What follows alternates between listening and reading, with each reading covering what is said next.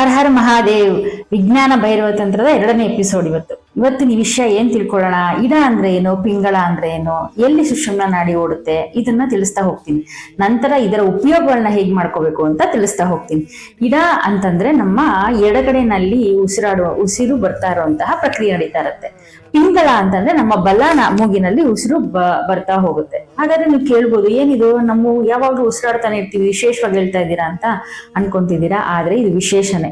ಯಾಕೆ ಅಂದ್ರೆ ನಮ್ಮ ಉಸಿರು ಏನಿರುತ್ತೆ ಅದು ಪ್ರತಿ 42 ನಿಮಿಷಕ್ಕೊಮ್ಮೆ ಅದರ ಸ್ಥಾನವನ್ನ ಬದಲಾಯಿಸುತ್ತೆ. ಅಂದ್ರೆ ಇವಾಗ ನಿಮ್ಗೆ ಇವಾಗ ಮೂಗಿನ ಕೆಳಗಡೆ ನೀವು ಈಕೆ ಬಿಟ್ಟಿಟ್ಟಾಗ ನಿಮ್ಮ ಒಂದೇ ಮೂಗಿನ ಹೊಳ್ಳೆಯಲ್ಲಿ ಮಾತ್ರ ಉಸಿರು ಬರ್ತಾ ಇರತ್ತೆ. ನೀವು ಇದನ್ನ ಪರೀಕ್ಷೆ ಮಾಡಿ ನೋಡಿ, ಗೊತ್ತಾಗತ್ತೆ ನಿಮ್ಗೆ. ಅದು 42 ನಿಮಿಷಕ್ಕೊಮ್ಮೆ ಒಂದು ಜಾಗದಿಂದ ಇನ್ನೊಂದು ಜಾಗಕ್ಕೆ ಬದಲಾಯಿಸುತ್ತೆ. ಆ 42 ನಿಮಿಷಗಳ ಮಧ್ಯೆ 2 ಸೆಕೆಂಡ್ ಮಾತ್ರ ನಮ್ಮ ಸುಷುಮ್ನ ನಾಡಿ ನಮ್ಗೆ ಪ್ರವಹಿಸುತ್ತೆ. ಸುಷುಮ್ನ ನಾಡಿ ಅಂದ್ರೆ ನಮ್ಮ ಬೆನ್ನಿನ ಮೂಳೆಯಲ್ಲೇ ಪ್ರವಹಿಸುವಂತಹ ಒಂದು ನಾಡಿ, ಅದು ಒಂದು ಉಸಿರು. ಅದೇ ನಮ್ಗೆ ಅಧ್ಯಾತ್ಮ ದಾರಿಗೆ ಮುಖ್ಯವಾಗಿ ಬೇಕಿರುವಂತಹ ನಾಡಿ. ಮತ್ತೆ ಚಂದ್ರನಾಡಿಯಲ್ಲಿ ನಮ್ಗೆ ಯಾವಾಗ್ಲೂ ತಂಪಿನ ಗಾಳಿ ಬೀಸ್ತಾ ಇರತ್ತೆ. ಈ ಮೂಗಿನ ಕೆಳಗಡೆ ಚಂದ್ರನಾಡಿ ಓಡ್ತಾ ಇರ್ಬೇಕಾದ್ರೆ ಗಮನಿಸಿದ್ರೆ ನಮ್ಗೆ ಚಂದ್ರನಾಡಿಯಲ್ಲಿ ತಂಪಾದ ಗಾಳಿಯಲ್ಲಿ ಉಸಿರು ಬರ್ತಾ ಇರತ್ತೆ. ಸೂರ್ಯನಾಡಿಯಲ್ಲಿ ನಮ್ಗೆ ಬಿಸಿಯಾದ ಉಸಿರು ಬರ್ತಾ ಇರತ್ತೆ.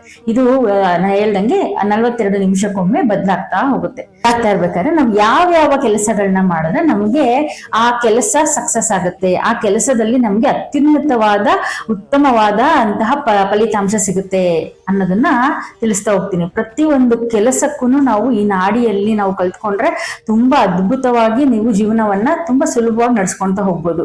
ತಮಿಳ್ನಾಡು ಕಡೆ ಎಲ್ಲ ಇದನ್ನ ಸ್ವರಕಲೆ ಅಂತ ಕರೀತಾರೆ.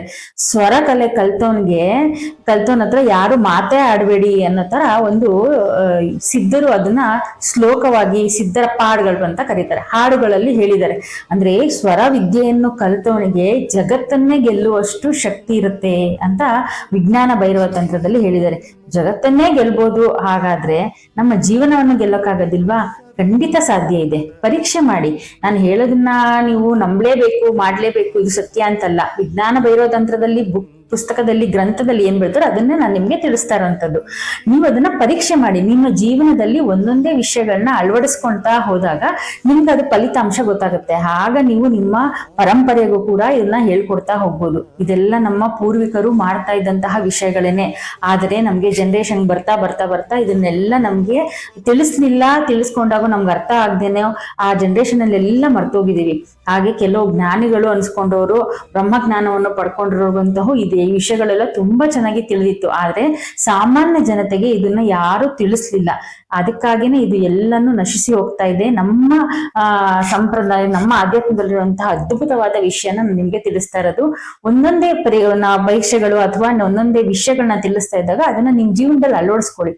ಹೇಗ್ ಬದಲಾವಣೆ ಆಗ್ತಾ ಇದೆ ಅಂತ ನೀವೇ ಪರೀಕ್ಷೆ ಮಾಡ್ಕೊಳ್ಳಿ. ಅವಾಗ ಗೊತ್ತಾಗುತ್ತೆ ನಮ್ಮ ಆಧ್ಯಾತ್ಮದ ಸಾಧನೆ, ನಮ್ಮ ಗ್ರಂಥಗಳು ಎಷ್ಟು ಅಪರಾಮಿತ ಅಂತ, ಎಷ್ಟು ಶಕ್ತಿಯುತ ಅಂತ ಗೊತ್ತಾಗತ್ತೆ ನಿಮ್ಗೆ. ಅವಾಗ ಪರೀಕ್ಷೆ ಮಾಡಿ. ಅಟ್ಲೀಸ್ಟ್ ನಿಮ್ಗೆ ಗೊತ್ತಾಗ್ತಿಲ್ವಾ, ಇದ್ರ ಏನೋ ಅನ್ಸುತ್ತಾ, ಪರೀಕ್ಷೆ ಮಾಡಿ. ಅವಾಗ ಗೊತ್ತಾಗುತ್ತೆ ನಿಮ್ಗೆ ಎಷ್ಟು ಇದರಿಂದ ಅದ್ಭುತವಾದ ವಿಷಯಗಳನ್ನ ತಿಳ್ಕೊಬಹುದು ಅಂತ ಹೇಳಿ.